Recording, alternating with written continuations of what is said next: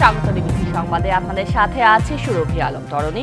গণতান্ত্রিক রাষ্ট্রে অপরাধীদের সঙ্গ দেবে না বিএনপি। গণহত্যায় জড়িত এবং যারা সন্ত্রাস করেছে তাদের কারো ঠাঁই হবে না দলে, এ নিয়ে নেতাকর্মীদের নির্দেশনাও দেয়া আছে।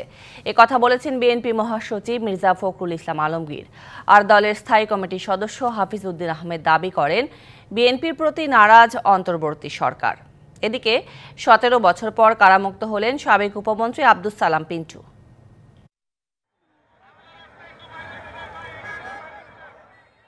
17 বছর পর কারামুক্ত হলেন বিএনপির ভাইস চেয়ারম্যান ও সাবেক শিক্ষা উপমন্ত্রী আব্দুস সালাম পিন্টু।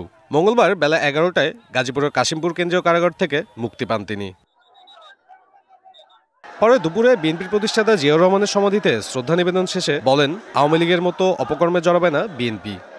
আওয়ামী লীগের লোকরা যে সমস্ত অপকর্ম করেছে, আমরা সেই অপকর্ম করব না। আমরা বাংলাদেশকে গড়ে তুলতে চাই, বাংলাদেশের জনগণকে সাথে নিয়ে বাংলাদেশকে গড়ে তুলতে চাই। এদিকে গণ অধিকার পরিষদের সাথে বৈঠক শেষে স্থায়ী কমিটির সদস্য আমির খসরু মাহমুদ চৌধুরী বলেন, সব দলের প্রত্যাশা দ্রুত ভোটের মাধ্যমে একটি নির্বাচিত সরকার। সবার কাছে যেটা প্রত্যাশা সেটা হচ্ছে দ্রুত একটি নির্বাচনের মাধ্যমে একটি নির্বাচিত সংসদ, একটা নির্বাচিত সরকার, যারা আগামী দিনে এই 31 দফা বাস্তবায়ন করবে এবং জনগণের কাছে যে আমরা প্রতিজ্ঞাবদ্ধ যে বিষয়ে সেটা আমরা বাস্তবায়ন করব। বিকেলে গুলশানের একটি হোটেলে বিএনপি প্রতিষ্ঠাতার নামে ফুটবল টুর্নামেন্টের ট্রফি ও জার্সি উন্মোচনীতে স্থায়ী কমিটির আরেক সদস্য অবসরপ্রাপ্ত মেজর হাফিজ উদ্দিন আহমেদ দাবি করেন, বিএনপির প্রতি নারাজ অন্তর্বর্তী সরকার। মাফিয়া নেত্রী শেখ হাসিনা যেভাবে বাংলাদেশের প্রত্যেকটি প্রতিষ্ঠানকে ধ্বংস করে দিয়েছে, সংস্কার করা প্রকৃতপক্ষে একটা কঠিন কাজ। এই কাজটি যদি জনগণ সমর্থন দেয়, বিএনপিকে করতে হবে। সকালে ঠাকুরগাঁও প্রেস ক্লাবে শীতের কাপড় বিতরণ শেষে বিএনপি মহাসচিব মির্জা ফখরুল ইসলাম আলমগীর বলেন, বিএনপিতে গণহত্যায় জড়িত কারো ঠাঁই হবে না। এইটুকু বলতে পারি যে আমাদের এখানে খুব নির্দেশ দেওয়া আছে।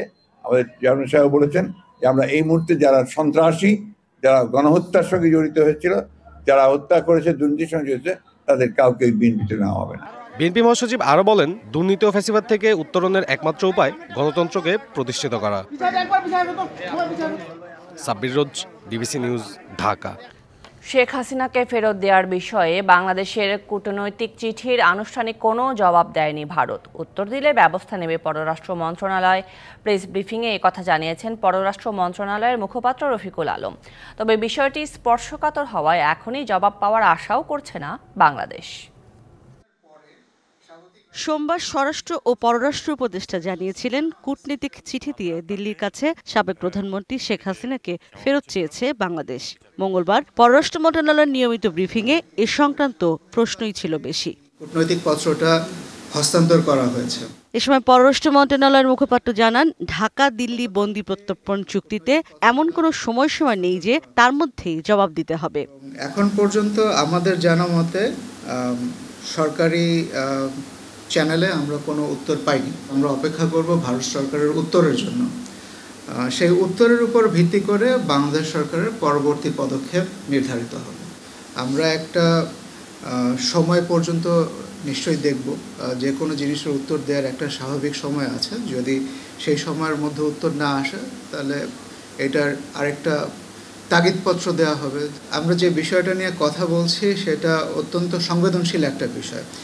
এই সংবেদনশীল বিষয়ে স্বাভাবিক সময় কি, এটার কোনো ব্র্যাকেটিং করা আমার মনে হয় আমার তরফ থেকে বা আপনাদের তরফ থেকে কোনো রকমের ইন্টারপ্রেট করার কোনো সুযোগ নাই।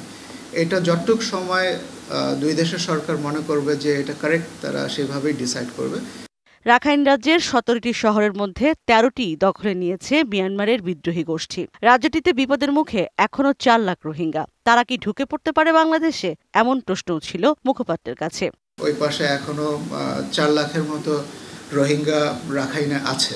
তো এখন তাদের মধ্যে কতজন নিজেদেরকে বিপদগ্রস্ত মনে করছে, এটা এই মুহূর্তে তো বলা মুশকিল।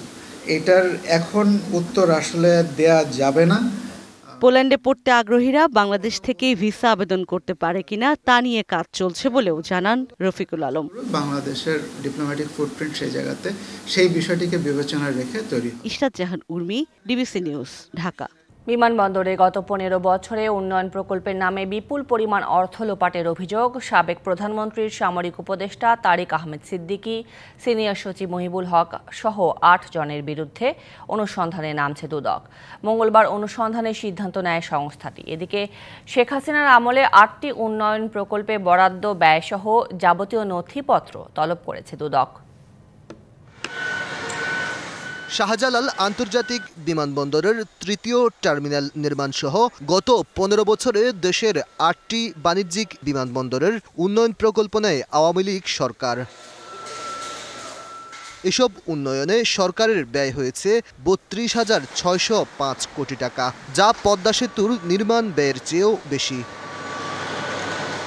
দুদকের কাছে অভিযোগ রয়েছে উন্নয়ন প্রকল্পের নামে বিপুল অর্থ ঢুকেছে প্রভাবশালী চক্রের পকেটে। মঙ্গলবার দুদক চেয়ারম্যান আব্দুল মোমেনের নেতৃত্বাধীন কমিশন এসব প্রকল্পে দুর্নীতির অভিযোগে সাবেক প্রধানমন্ত্রীর সামরিক উপদেষ্টা তারিক আহমেদ সিদ্দিকী, সাবেক সিনিয়র সচিব মহিবুল হক, যুগ্ম সচিব জনেন্দ্র সরকার, বেসামরিক বিমান চলাচল কর্তৃপক্ষের চেয়ারম্যান মফিদুর রহমান, সাবেক প্রধান প্রকৌশলী আব্দুল মালেক সহ 8 জনের বিরুদ্ধে অনুসন্ধানের সিদ্ধান্ত হয়।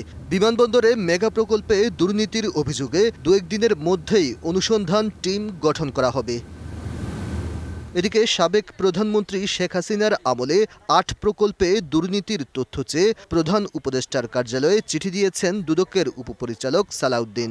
অনুসন্ধান কমিটি গঠন করা হয়েছে এবং অনুসন্ধান দলের সদস্যরা দালিলিক প্রমাণাদি সংগ্রহের জন্য বিভিন্ন দপ্তরে পত্র লিখছেন এবং অভিযোগ সংশ্লিষ্ট যারা থাকবেন তাদের সবাইকে তাদের কাছে জিজ্ঞাসাবাদ করা হবে।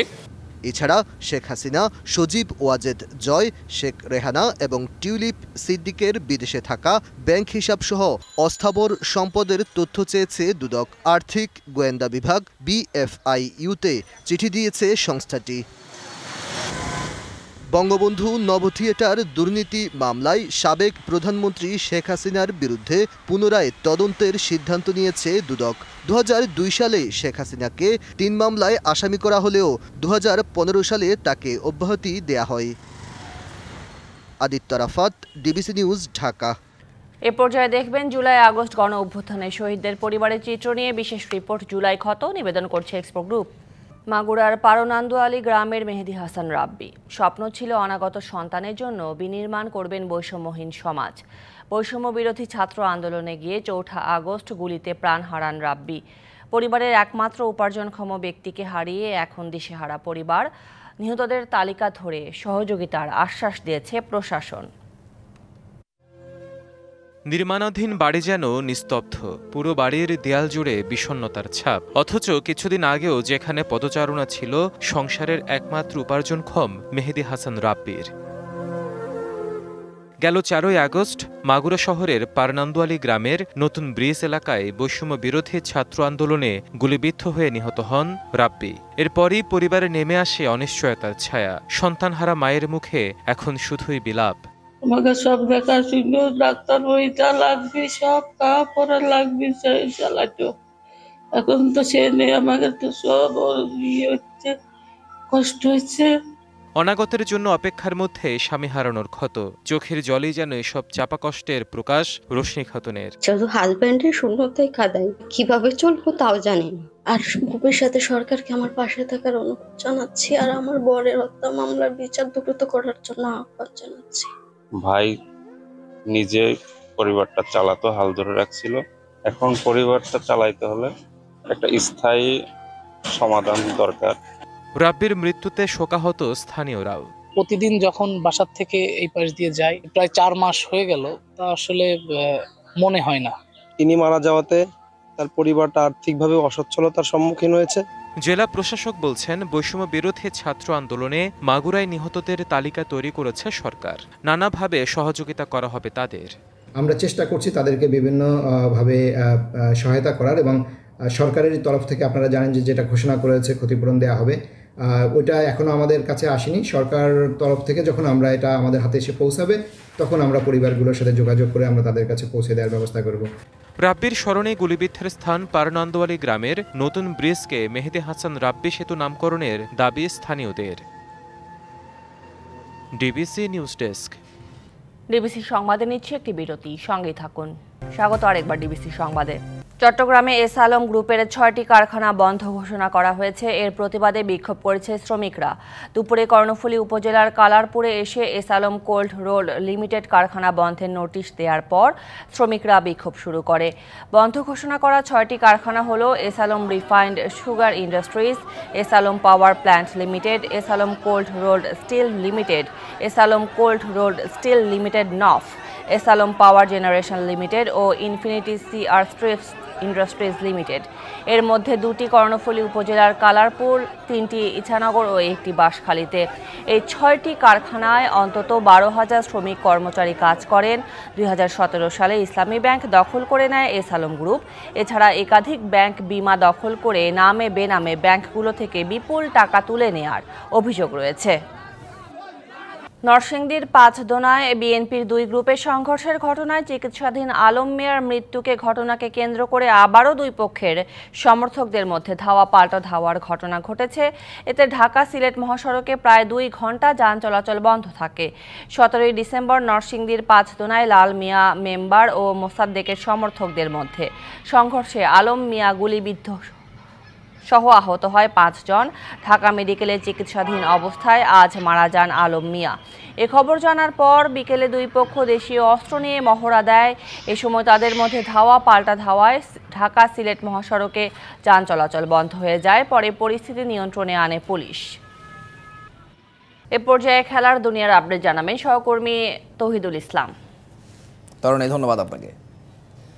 আমন্ত্রণ খেলার দুনিয়ায় দেশ বিদেশের খেলাধুলার নানা খবর নিয়ে আপনাদের সাথে আছি আমি তৌহিদুল ইসলাম। এনসিএল টি20 ট্রফি জিতে ইতিহাস সৃষ্টি করেছেন রংপুর বিভাগের ক্রিকেটাররা। রানার্স আপ ট্রফিবিহীন লিগের শিরোপা জয়, সেই সাথে বিপিএল এর পর ঘরোয়া লিগে সংযোজন করা টি20 লিগের প্রথম আসরের চ্যাম্পিয়ন। তাই এই বিজয়কে ইতিহাস বলছেন আকবর আলীরা। আলহামদুলিল্লাহ, সকল প্রশংসা মহান রব্বুল আলামিনের। আমরা সবাই অ্যাজ এ টিম অনেক হার্ডওয়ার্ক করছি। টানা ম্যাচ ছিল, তো সবার জন্যই ডিফিকাল্ট ছিল, বাট দিন শেষে যখন এই ট্রফিটা আমরা নিতে পারছি তো মনে হয়েছে সব কষ্টই ওয়ার্থ ইট। সেটাই, মানে সমস্ত কষ্ট যাই কিছু বলি না কেন, লম্বা একটা সময় ধরে ক্রিকেট খেলা এবং সেই টুর্নামেন্ট শেষে ট্রফিটা ঘরে নেওয়া, সেটাই বোধহয় সবচেয়ে বড় পাওয়া। আমরা এরকম অনুভূতি আরো জানতে চাইবো রংপুরের ক্রিকেটারদের কাছ থেকে। আসুন আমাদের সাথে। আলহামদুলিল্লাহ, আমাদের টিম সব খুব ভালো, আমরা 100% দেওয়ার চেষ্টা করছি। আল্লাহ পাক সহায় আছেন, ইনশাআল্লাহ আমরা চ্যাম্পিয়ন হতে পেরেছি। ফাইনালের player of the match Mukidul Islam Mugdha, ট্রফিটা এখনো হাতে আছে, অর্থাৎ ম্যান অফ দ্য ম্যাচের ট্রফিটা কেমন লাগছে? জি আলহামদুলিল্লাহ ভালো লাগছে। আমার টার্গেটই ছিল যে একটা অন্তত পক্ষে ম্যান অফ দ্য ম্যাচ হই, কেননা এই টুর্নামেন্টটা আমার জন্য খুব ইম্পর্টেন্ট ছিল। সামনে বিপিএলে প্রস্তুত হওয়ার জন্য এই টুর্নামেন্টটা দরকার ছিল। আর এইরকম ম্যান অফ দ্য ম্যাচ যদি ফাইনালে হওয়া যায়, এই কনফিডেন্সটা অনেক ভালো থাকবে আমার।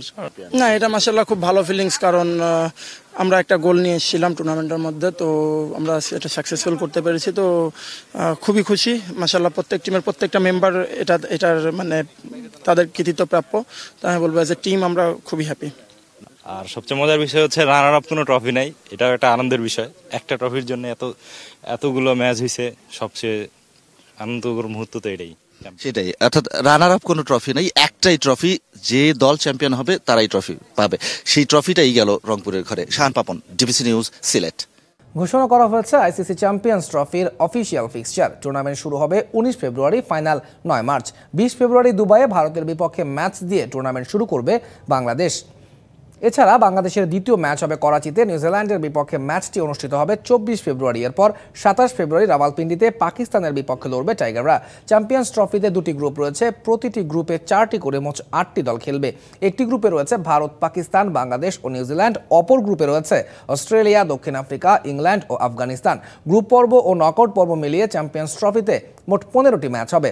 একমাত্র ফাইনালের জন্যই একদিন অতিরিক্ত রাখা হয়েছে, অর্থাৎ 9 মার্চ কোনো কারণে খেলা না হলে তা অনুষ্ঠিত হবে 10 মার্চ। 14 বছরের ক্যারিয়ারে একজন বিদেশি কোচ না পাওয়ার আক্ষেপ নিয়েই খেলা চালিয়ে যাচ্ছেন দেশসেরা ভারোত্তোলক মাবিয়া আক্তার সীমান্ত। মেধা ও সম্ভাবনা থাকা সত্ত্বেও সঠিক পরিকল্পনার অভাবেই আন্তর্জাতিক অঙ্গনে পিছিয়ে থাকছে বাংলাদেশ। যোগ্যতার সুবিচার করা হচ্ছে না কখনোই। ডিবিসি নিউজকে একান্তে এসব কথা জানিয়েছেন মাবিয়া। এই ছবিটা কাঁদিয়েছিল পুরো বাংলাদেশকে। সে অশ্রু ছিল আনন্দের। 2016 এসএ গেমসে ভারোত্তোলনে এটাই ছিল বাংলাদেশের হয়ে প্রথম স্বর্ণজয়। কমনওয়েলথ বা দক্ষিণ এশিয়ার শ্রেষ্ঠত্বের লড়াই সবখানেই দাপুটে মাবিয়া।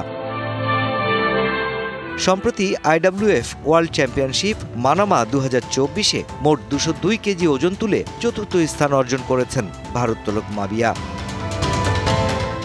প্রায়ই বড় আসরগুলোতে পদকের কাছাকাছি থেকেই ফেরেন এই ভারোত্তোলক। তবুও মনের কোণে চাপা কষ্ট নিয়েই চালিয়ে যান চর্চা, করেন কম্পিটিশনও। 14 বছরের ফরেন কোনো কোচ পাইনি, দেশের বাইরে কোথাও ট্রেনিং করতে যাওয়ার সুযোগ হয়নি। এমনিতে এশিয়ান গেমস 2014 সালে যাওয়ার আগে আপনার 14 দিনের একটা ট্রেনিং পেয়েছিলাম। 14 দিন নাথিং, একটা ট্রেনিং, এটা জাস্ট কাইন্ড অফ একটা ট্যুর, এটা কোনো ট্রেনিংয়ের টও বোঝা যায় না। মাবিয়ার অভিযোগ, বাংলাদেশের ক্রীড়াঙ্গনে পরিকল্পনার অভাব ও যোগ্যদের মূল্যায়নে অবহেলা বরাবরই, যার খেসারত দিতে হয় অ্যাথলিটদের।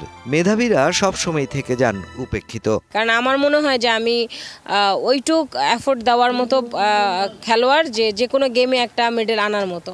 এখন আমাকে যদি কেউ নার্সিং না করে, আমি আর কতদিন নিজেকে তৈরি করব। মাবিয়ার ভাষ্যমতে এখনই সময় সঠিক পরিকল্পনা আর তার বাস্তবায়নের, যেখানে নীতি নির্ধারকদেরই রাখতে হবে বড় ভূমিকা। প্রকৃত মেধাবীদের দিতে হবে সুযোগ, তবেই আসবে মুঠো ভরা সাফল্য। সবকিছুর যেহেতু রদবদল হয়েছে, প্ল্যানিং এর একটা রদবদল হোক। Mushfiqur Rahman, DBC news, Dhaka. আর এই ছিল আমার কাছে খেলার দুনিয়ায় দেশ বিদেশের খেলাধুলার নানা খবর। ফিরে যাচ্ছি সহকর্মী সুরভি আলম তরুণীর কাছে। তৌহিদুল ইসলাম, ধন্যবাদ আপনাকে। সংবাদে এই ছিল এখনকার মতো। ডিবিসি নিউজের সংবাদগুলো পড়তে ভিজিট করুন dbcnews.tv আর ভিজিট করুন ডিবিসি নিউজের ফেসবুক পেজ এবং ইউটিউব চ্যানেল। সঙ্গেই থাকুন।